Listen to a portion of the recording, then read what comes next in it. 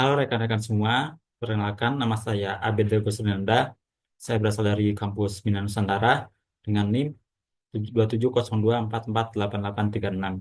Di sini saya berasal dari jurusan Computer Science dan eh, untuk kesempatan saya saat ini, saya akan mempresentasikan hasil dari proyek yang telah saya kerjakan sebagai bahan penilaian untuk eh, ujian mata kuliah Karakter Building Kewarganegaraan. Sini untuk kelompok saya, dari saya sendiri, kelompok saya mengambil tema eh, untuk evaluasi implementasi SDG 13 di Indonesia, yaitu mengambil temanya tentang tantangan ketahanan pangan terhadap perubahan iklim.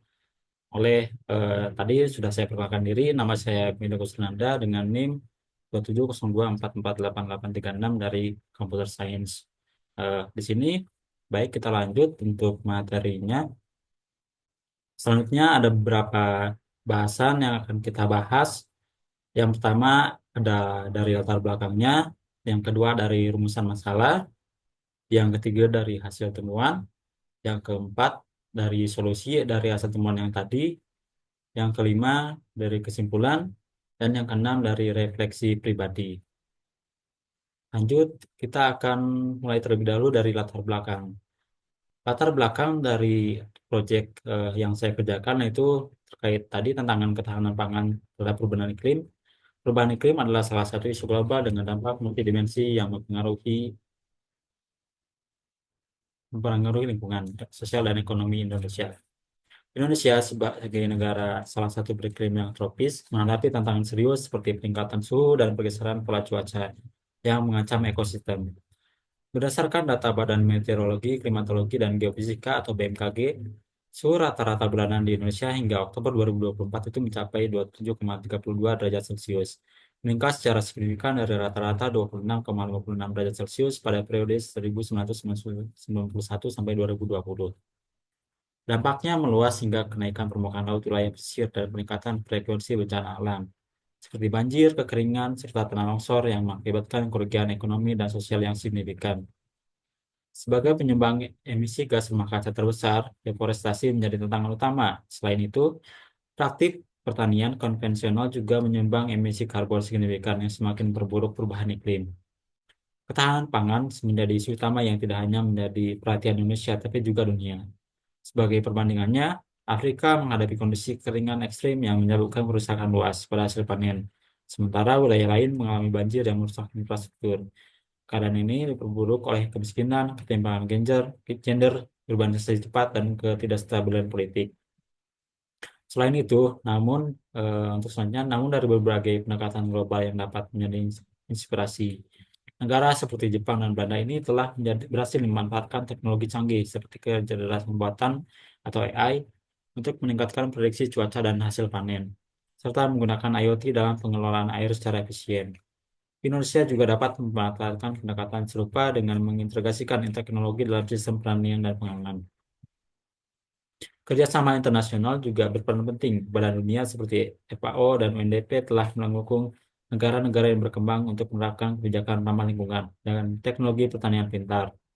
Di tingkat domestik diperlukan kebijakan nasional yang mendukung keterbukaan informasi pangan dan penyusunan regulasi yang mendukung pencapaian Sustainable Development Goals atau SDGs, khususnya terkait perubahan iklim. Dengan menggabungkan teknologi, kebijakan inovatif, dan kerjasama global, Indonesia dapat mengambil langkah strategis untuk mengatasi tantangan ini, memastikan ketahanan pangan, serta mengurangi emisi karbon secara signifikan. Kita masuk selanjutnya untuk rumusan masalah. Rumusan masalah yang saya coba buat untuk proyek kali ini ada 3 rumusan masalah. Yang pertama, bagaimana kita mampu mengatasi ketahanan pangan dengan tantangan dan perubahan iklim dan juga memperhatikan carbon footprint dari aktivitas pertanian itu sendiri. Yang kedua, sejauh apa teknologi dapat membantu untuk memprediksi ketahanan pangan terhadap perubahan iklim. Yang ketiga, kebijakan apa yang perlu diambil untuk ketahanan pangan dan perubahan iklim ini dari segi keterbukaan informasi, sehingga setiap orang dapat mendapatkan keberpihakan yang merata. Lalu dari masalah-masalah ini eh, terdapat beberapa hasil temuan yang saya dapatkan selama proses wawancara dengan narasumber, Yang pertama, beberapa faktor utama yang mempengaruhi keamanan pangan meliputi kemiskinan, pengangguran, ketimpangan pendapatan, kepadatan penduduk, dan kondisi lingkungan, seperti perubahan iklim. Nah, perubahan iklim ini dengan pendekatan dengan pemodal sistem dinamis memungkinkan pemahaman yang lebih baik tentang bagaimana faktor sosial, ekonomi, dan lingkungan saling berinteraksi dan mengaruhi keamanan pangan secara keseluruhan. Metodologi yang digunakan bisa berupa regresi logistik multivariat untuk menganalisis hubungan antara faktor-faktor sosial, ekonomi, dan lingkungan seperti perubahan iklim yang tadi dengan status ketahanan pangan. Yang keempat, ketidakpastian seperti guncangan ekonomi, perubahan kebijakan, dan inovasi teknologi dapat dimasukkan ke dalam model melalui skenario analisis yang dapat menilai potensi risiko dan kerentanan yang dihadapi oleh sistem pangan. Nah, dari hasil temuan yang tadi, eh, terdapat beberapa solusi untuk proyek atau untuk topik yang diambil. Yang pertama, diperlukan sistem penggunaan model prediktif untuk menginformasikan kebijakan keamanan pangan yang memiliki implikasi etis yang signifikan, termasuk potensi bias dalam pengambilan putusan dan dampak pada kelompok rentan. Yang kedua, melibatkan berbagai pemangku kepentingan dalam proses pengambilan keputusan dan pengembangan serta prinsip transparansi serta akuntabilitas dalam penggunaan data dan hasil model. Jadi untuk yang kedua ini melibatkan berbagai sektor baik itu dari pemerintahan, dari bagian petani, dari sektor swasta dapat bekerja sama untuk mencegah atau mengembangkan langkah yang efektif dalam mengatasi ketahanan pangan yang terjadi akibat perubahan iklim. Terus untuk selanjutnya kesimpulan, perubahan iklim adalah ancaman nyata bagi ketahanan pangan global, memperburuk masalah yang sudah ada dan menciptakan ketidakadilan.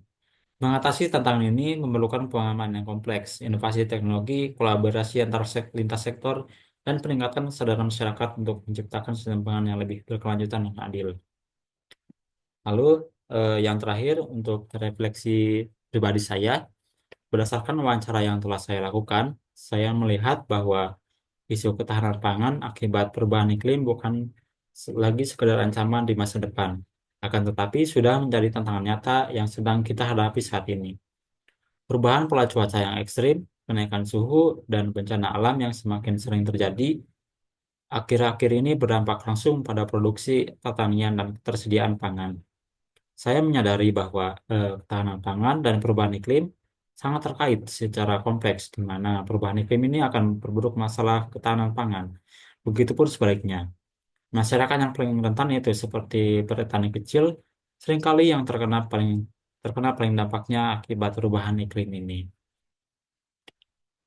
Saya melihat potensi besar tentunya dalam inovasi dan teknologi untuk mengatasi tantangan ini. Misalnya saja, seperti sistem irigasi yang efisien, varietas tanaman yang tahan iklim, dan teknologi penyimpanan pangan dapat membantu meningkatkan produktivitas dan mengurangi kerugian pasca panen. Untuk itu, diperlukan adanya dukungan dan kerjasama yang erat dari semua pihak, baik itu dari pemerintah, dari petani, dari sektor swasta, dan masyarakat sipil, untuk menerapkan solusi yang efektif dan berkelanjutan. Selain itu, pentingnya adanya edukasi dan peningkatan kesadaran masyarakat akan dampak perubahan iklim terhadap ketahanan pangan, sehingga semakin besar kemungkinan mereka untuk mengambil tindakan pasif dalam kehidupan sehari-hari, seperti mengurangi limbah makanan dan mendukung pertanian lokal. Sebagai pribadi, saya berharap dapat berkontribusi dalam menciptakan masa depan yang lebih aman, adil, dan berkelanjutan bagi semua. Demikian untuk presentasi hasil dari proyek yang saya telah kerjakan.